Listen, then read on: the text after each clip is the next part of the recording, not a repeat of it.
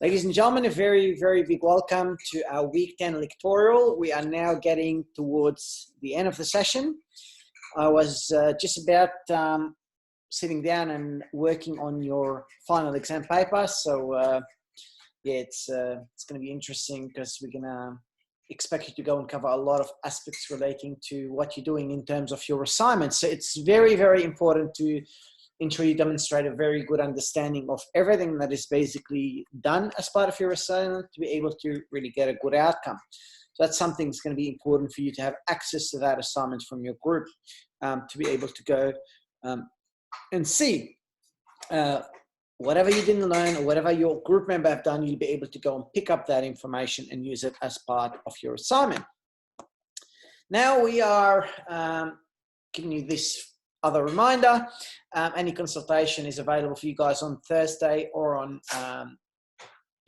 morning or afternoon, depending on whether you are in my class or in Dr. Ali's class. If you guys need to have any assistance, please make sure you come. We would love to hear from you. We would love to help you. So you just need to make sure and tell us whatever you need, and then we'll be able to give you that guidance.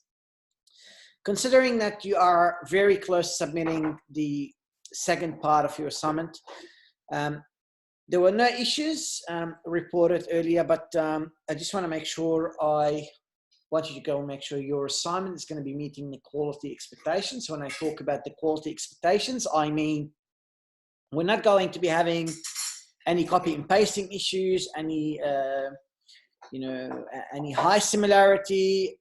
Nothing at all is allowed, none of this. So please make sure you are working on your work yourself. There's no copying, there's no pasting. Any of these issues will be dealt with, harshly. We've done it before where people got 0 or got 50% penalties. We just want to avoid all of this to ensure you guys will, will produce only your work. And if there's anything you're not sure about that will prevent you from producing your work, you can always go and ask us, and we'll be very happy to go and help you. Now, what I'm going to go and be covering today, we're going to talk about introducing Agile in organization. We're going to explain the reasons to go Agile and its SMART objectives. We're going to understand what should be avoided when we launch an Agile project. We're going to understand if we're going to go and promote something we are trying to go and do, how do we promote Agile, and how do we go and measure that we have actually managed to deliver Agile in a successful manner. And we're going to need to understand the traditional Agile tripwires and the trademarks of an Agile organization. Now, all of these tripwires where you're trying to do something and you basically keep on falling down, you won't be able to go and get the outcome that you are expected to go and get. So we're going to talk about this and what makes an organization, or what basically pushes an organization to be operating in such an Agile perspective. And this is what we'll be covering as part of the webinar. Obviously, today is only the lectorial, so we're going to be making an introduction of that topic, not necessarily going into details for every other topic, but this is an important thing nonetheless for us to be able to go and really know about.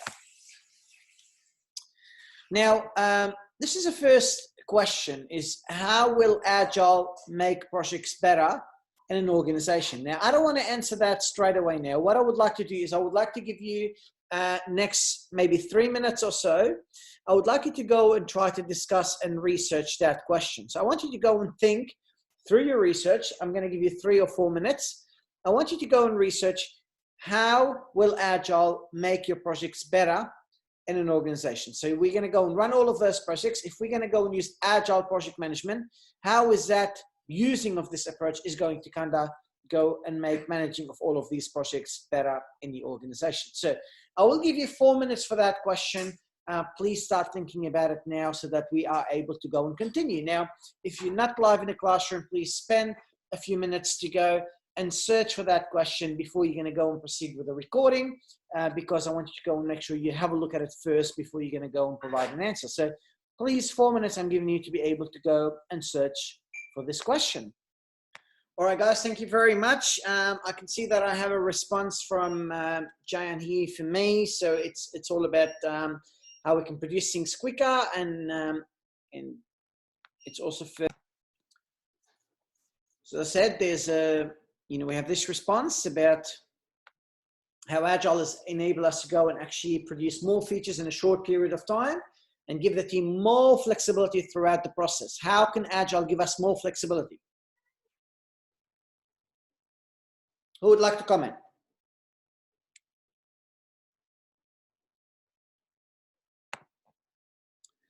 Birachan, what do you think?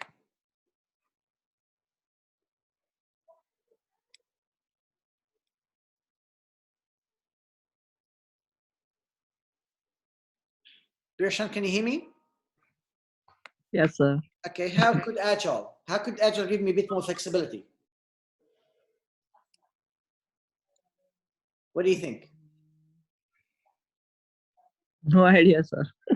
Okay, well, what do you think? Why is Agile better? You're doing your assignment, obviously, about Agile. You've done it based on system development lifecycle earlier. What can you tell me about Agile? How could it make projects better in an organization? What is your view, my friend?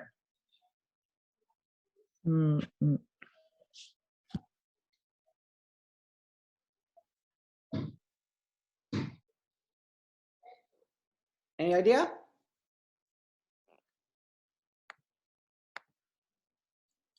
I'm having a response from Milan here. We can increase focus on the specific needs of the customers. 100% correct, because the needs of the customers are not the same. In a system development life cycle, we usually collect the needs early on in the project, and we basically expect to go and deliver the outcome all the way towards the end. But in an Agile approach, things are changing because the customer's needs are changing, because technology does change regularly. So the needs go and change all the time, and that's how we basically go and get the outcomes. Reduce the waste through minimizing resources. Yeah, we don't need to use more resources than needed. Better control of projects. Well, think about it this way. If you are making in an Agile environment operating and needing to go and deliver things on a regular basis, you will get more control because you are tracking how you are progressing every single day and seeing whether we are actually getting a better outcome. So you basically could compare what you're doing at any point of time. You have increased flexibility, enabling teams to easily adapt to all the changes, and we have helped to go and make the workflow simple. So there's like a spiral view of doing things. You kind of it's like a circle. You keep on doing the same thing over and over again. So there are so many reasons why Agile could be delivered in a better manner. When it comes to using the Agile approaches. An Agile organization is really applied to organizations which are quick. They're very quick at responding to changes. They see something in the environment changing. They see the client needing something else. Bang! Let's go very quickly and go to give the clients exactly what they need. It's focused on its customers' needs, which call for customized rather than really standardized offering. We need to see what the client needs. We need to see the value they basically require. And only by then we are able to go and start dealing with all of those requirements as they are needed. What do we need to avoid at an Agile project launch? Well, there are many, many things we need to go and try to avoid. We need to avoid starting on the wrong track. We need to avoid telling everybody, you know nothing about how things need to be done, and we are the only answer. We know how the job needs to be done because we are everything. Agile is everything. You need to avoid all of this because Agile is not everything. Agile is only part of the approach to go and doing things. But there are other approaches that also work well. Don't tell everybody, don't you know? It's obvious. Any idiot could pick it up. No, because if you're going to go and tell any idiot will pick it up, then what's going to happen is people are not going to actually be able to go and really like your approach of getting the job done. They're going to go and say, well, you think we are stupid, you're treating us as stupid, we don't want to go and we're going to use any of your approaches. It's really a bad way for us to go and actually operating. So it is not obvious. You need to train people on how the job needs to be done. People don't want to do a bad job, but if you don't train people on what they need to do, they will definitely go and do a bad job. Don't declare that Agile don't fail. Every approach of project management does fail. Okay, it's just a matter of knowing that Agile will provide you a better way of dealing with things, which makes failure a percentage less than the normal way that people go and actually fail. Don't dictate unreasonable targets and unreasonable deadlines. Don't explain that nothing is impossible. Yes, you want them to do a great job. You want them to work flexibly. You want them to deliver a lot of good outcomes. But, some stuff just cannot be done. Some stuff are very hard to go and really accomplish. And you need to really bear that in mind when you're trying to go and work on particular outcomes. So, what do you need to go to do to kind of get everybody to come join and want to be agile? Well, tap into the buzz around the launch of a new project by spreading the word up front, make everybody, talk about how great agile is, how good it is, what's the value we go and actually have from delivering the agile, and talk about all of these practices, get people to kind of see how the job really needs to go and be delivered. Let the key players know what to expect and how things are going to be different, especially when it's the first project of its kind. They've never done it before, but the approach to getting it done is totally different than what they've basically been doing all the time. So what you need to go and do here, we're going to go and actually tell the key people, especially the people who are going to go and make sure they drive the support or the agenda of implementing Agile in the organization, and get them to go and be supportive of what you're trying to go and do at any point of time. A couple of hours explaining to people about Agile fundamentals will improve their understanding and promote more people accepting it. The more I understand something, the more unlikely I'm going to actually approve and agree to using that something as part of my organization. This is what we call educational PR, is also something that is important. Serve a specific purpose and setting up the project out, the project soul. People basically starting to having a better understanding of that knowledge. It is very, very important to go and operate this way in an agile perspective. 1, 2, 3, measure, inspect, improve. This is not what we do in a system development life cycle. In a system development life cycle, and this is something very relevant for your final exam. In a system development life cycle, we usually go at the beginning, we understand what is basically being asked from us, we basically start working all the way up until we give the client something all the way towards the end of the project. And we don't see what is being produced at various stages. We just basically get the outcome, one outcome towards the end of the project. This is very different than operating in a different perspective. This is very different to operating in an agile perspective. In an agile perspective, there's all of these circles, there's all of these spirals of work, there's all of these, we need to go and kind of have the processes. We need to go and measure what we're doing. We need to go and inspect what we're doing. We need to find it at any point of time. Let's say I've delivered something in the next 4 weeks. If I delivered something, let me inspect it now, not at the end of the project. Let me go and find ways to improve now, not towards the end of the project. Because if we don't measure, we can't improve. So that's why we must really measure and ensure we are delivering the improvements that are needed at any particular point of time. Without that measurement, we won't be able to really know how we are operating. And if we don't know how we are operating, we are unable to go and really make the improvements that are needed. So establish critical processes or customer requirements, understand what they are, identify specific quantifiable output of work. We're going to need to go and actually know exactly what we're getting and how we're going to measure that we've done it. And let's go and establish targets against which results can be scored. So we need to go and look at all of these particular outcomes. Now, when we talk about the tripwires, there are some things that would not allow us to go and deliver Agile well.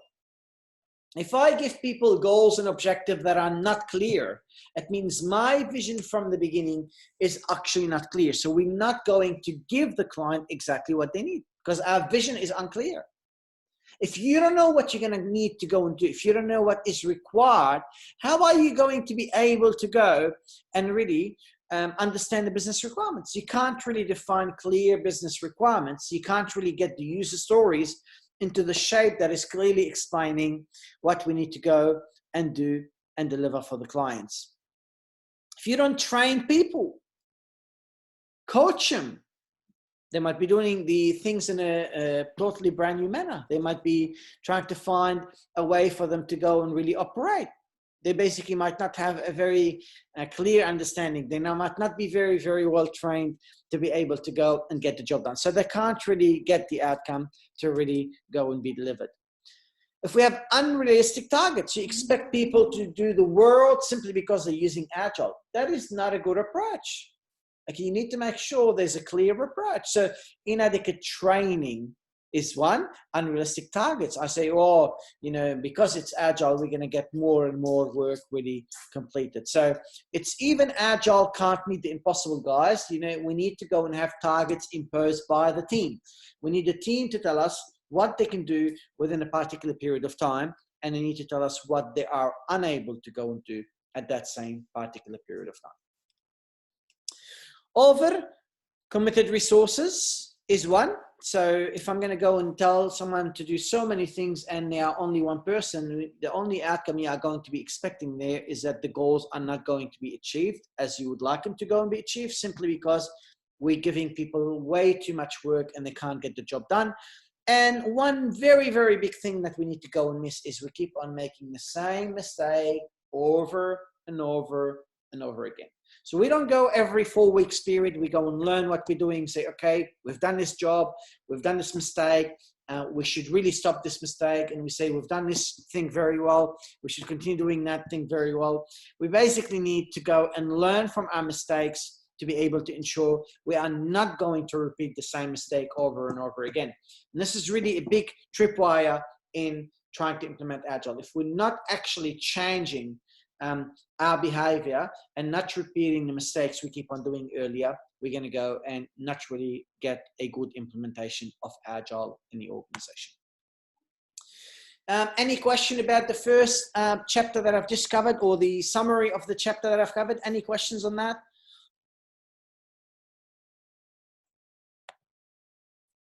Okay, let's now proceed with the chapter 8, which is a support mechanism available when it comes to this sort of Agile environments. All right, now let's talk about support mechanism. As part of the webinar, I am going to go and understand the Agile support mechanism. I'm going to go and learn how to get prepared to operate in an Agile manner.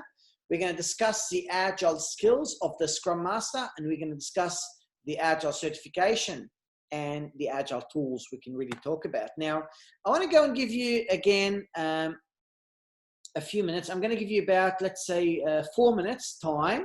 I want you to go and really search that question. I want you to go and say, I want to learn about Agile project management. I'll give you 4 minutes.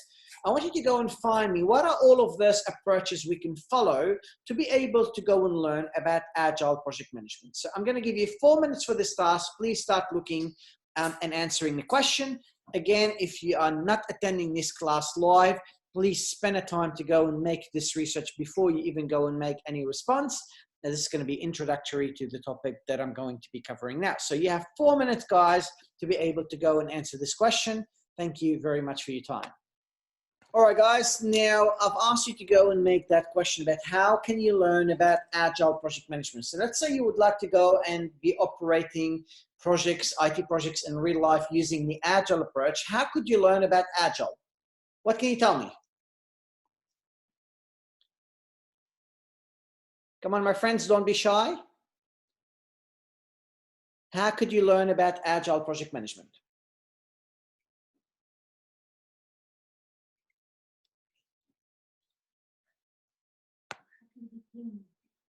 Millen?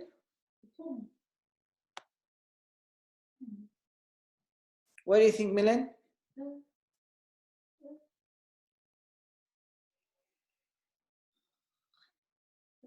Millen, Giant, what do you think?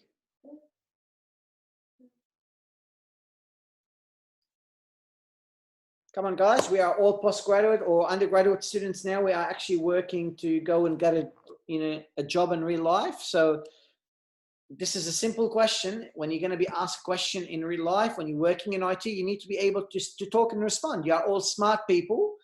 So you tell me, I want to go and know what you have to tell me. How do you think we can learn about becoming good at Agile?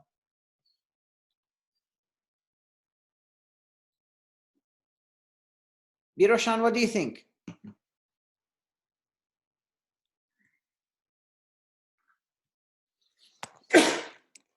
All right, now I'm resuming the recording now. How could you learn about Agile project management, my friends? What can you tell me?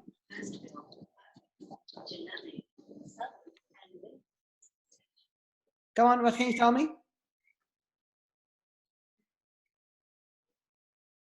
Milan, what do you think, mate? Using the same thing I just wrote in the chat. Okay, so you wrote, yeah, but I couldn't really understand how that's going to be enabling us to go and really get the learning. So could you please explain to me more what you mean? You said using a project management life basic Scrum framework. So what does that mean? You mean you go and research that framework and you try to look for it? Or I'm talking about the sources. Where is that learning available? What can you tell me? It's not so hard to learn these frameworks, the basic Scrum framework. So where would you learn it from? I learned in a company before. In a company, so if you were, so you're saying I worked in a company and Yeah. I learned about it in that company that I was working. Yeah, Is that what you're saying? So that's basically one approach you can go and learn. You can go on a job, you can work in a field, and then you'll be having people who are experts around you. They know about it. They will teach you. Yeah. That's one way. Exactly, Thank you very much. Can you give me any other ways you reckon we can actually learn? Making it visual in a chart or something like that. So making a chart, or you make a chart and then you'll be able to go and teach other people about that chart. So that's something you do yourself. All right, great. Any other avenue, guys? And researching the examples of other company. Research examples of companies who are using Agile, finding a lot of videos on YouTube, going to various companies who are doing training programs for Agile. So there's so many various ways we are able to go and really learn to be able to go and operate in an Agile perspective. The learning is there. We just need to spend the time to go and really find that information. So one of the biggest selling points, guys, in Agile is the unparalleled level of support available. There's so much support available, and it's all for free. One of my students, I went, she's now in Germany. I was teaching her in 2014. She's now like the senior manager in one of the companies, manufacturing companies in Germany. And she's using Agile, and she's basically on LinkedIn advertising that new session that they're doing to be able to train people about basically becoming Agile and working in an Agile perspective. So it's obviously a good approach to go and actually operate. Sorry, that's my daughter just becoming a bit of a cat. She's 5 months. LinkedIn is a great avenue where we're going to be able to go and learn about a lot of these things and how we go and actually operate. You know, there's a website full of information, YouTube full of information, so many non-for-profit organizations that are offering training. You know, some of them are for free, some of them are, you know, for a fee. Everything is available. There are actually more Agile YouTube videos than there are about Prince's approach to project management, which is mainly used in the UK. There's even a plentiful of choice of excellent textbooks that go and talk about Agile. So there are so many avenues that you guys could go and take to be able to learn about being Agile or operating in an Agile manner.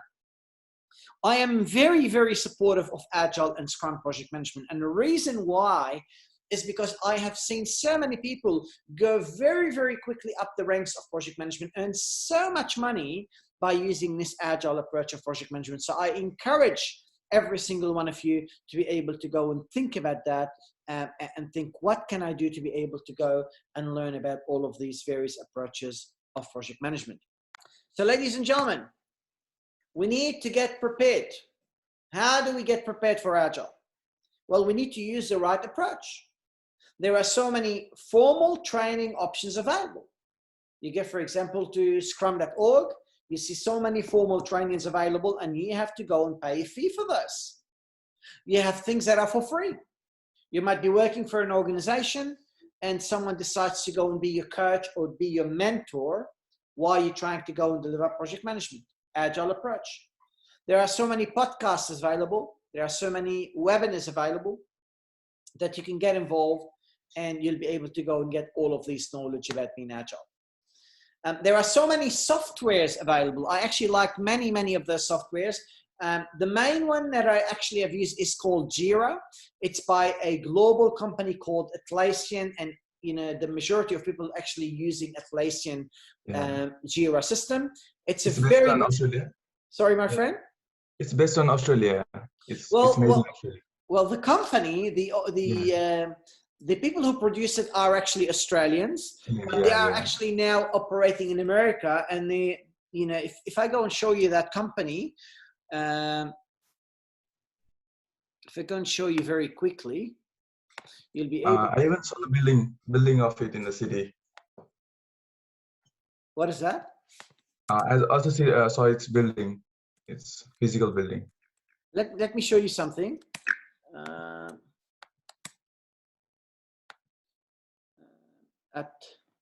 Atlassian share price.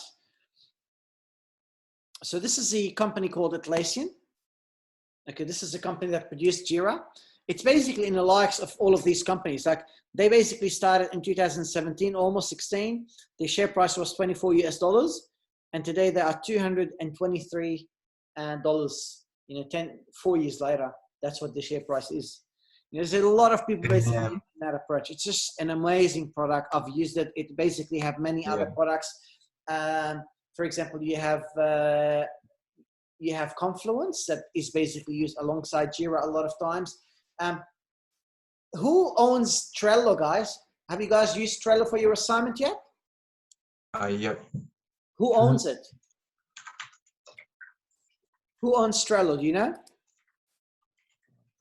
I don't know. Atlassian. Same company. Same company. Atlassian. That's why I'm getting you to use that system, because that's basically, I want you to kind of learn the things that I basically use in industry, guys. And this is really a very, very good start to go and do it in the right manner. I really encourage you to go and learn. If you're really interested in that field, go and learn about Jira, go and learn about Confluence. This is really what the majority of IT companies using Agile go and use. It's a really, really good approach, and it's very, very beneficial. Now we have a call for action. We need to act, guys. We're going to need to understand the actions we should do and you should actually avoid when starting an Agile pathways. We need to remember the Agile basics. So what do? Pick a small, low-risk project problem and let's go and work on it using Agile. Because if it's new, you're not going to go and spend a big amount of money on something that you don't know about, and you basically go and work on it accordingly. Explain to people why you think something will be useful.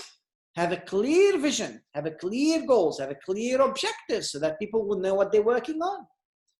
Make sure there's visibility. People see what is happening. There's transparency. Everybody knows at any point of time what is happening, and get started as soon as you can. Now, what shouldn't you do? You think you're great. You're going to go and do it all by yourself. No, you need to have a team to go and work with. Don't get too focused on the process. Focus on how do we get the job done. Don't take too much on at the same time and thinking we're going to go and do everything great. We are actually learning. We basically do things progressively. Don't try too many new things at once. You try one at a time, and you basically try to get the improvements happening and the learning happening as you start going. Don't overcomplicate it and think it's so hard and need to follow this process and this way and this approach and this communication. Don't overcomplicate it. You go slowly, slowly. You make it simple. You make it easy for people to understand. And this is how you go and move on implementing Agile in the organization. One of the very important things about Agile is let's always go and improve. In many respects, this is really the main difference between Agile and traditional approaches such as the system development lifecycle. It encourages you, look what I'm doing, look at my learning, look about my mistakes, and let me not repeat them. They turn the weakness into something we cannot do, into the strength we are getting something done very, very well now. Instead of trying to cover their tracks and try to find someone to go and blame for a mistake, they don't do that. What do? They basically go and try to ensure they're going to learn from their mistakes and they're not going to be repeating the same mistakes over and over again. There's no need to make all the mistakes yourself. You can make some mistakes yourself, and then you can actually go and ensure that other people in the team are basically going and making other mistakes. And that's fine. It's all about the learning journey. Mistakes are bound to go and happen. That is not an issue at all. It's just something to go and actually be accepting and knowing that it's really a learning journey, and that's why we should go and really accept it. Just as change is embraced by Agile, mistakes are actually acted upon in a positive way too, and are never considered to be the end of the world. Problems do happen. They happen everywhere. It is okay to make problems. It's about basically learning from our mistakes to go and get the job done. Good practice is encouraged, and good practice is really built on as well. So when I'm doing something great, I'll basically go and learn from that, and I keep on actually making sure I implement that learning into all the subsequent projects I'm going to go and work on. The Agile ethos is to be continually in search of process improvement. Whenever we find all of these improvements, we are able to go and reach better outcomes. Now, ladies and gentlemen, now I'm reaching to the last part of what I would like to go and cover today. I went specifically to give in a bit extra time. I want to talk about your group assignment. Do you guys have any question about your group assignment? Now, we have a sample we provided there. I've basically loaded a video for you guys there. Is there anything at all you guys are not sure about and you want to ask me about?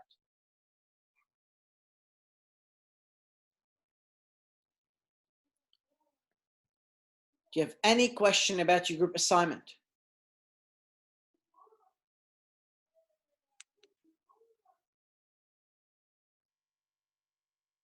Anyone?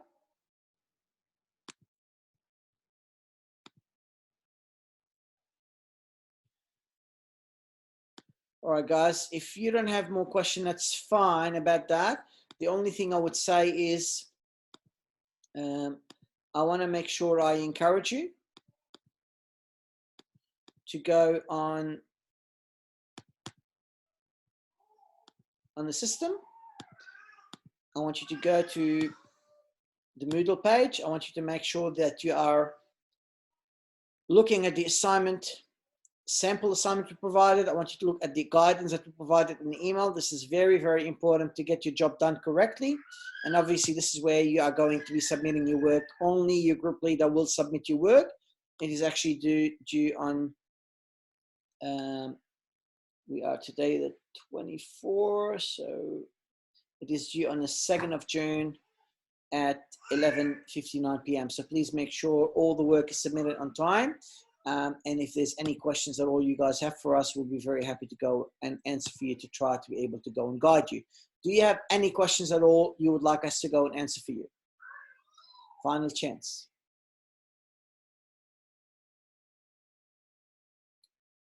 Okay, guys, no problem at all. If you guys find yourself in need to go and get any question responded to, you could just send us an email. We'll be very happy to go and answer that question. We want to basically say thank you very much, guys, for your time. Your tasks for this week are to read the chapters 7, 8, and 9 and continue working on your assignment 2 and go over the videos, we've loaded on Moodle. So that's all what you need to go and do. Thank you very kindly for your time, for your effort. We really appreciate all your hard work and look forward to see you again on Thursday and then in the next couple of weeks where we are going to be finishing the whole course. Thank you very kindly for all your hard work. Continue working hard and we look forward to see you succeeding in this subject. Thank you, sir. Thank you very much. Thanks, sir.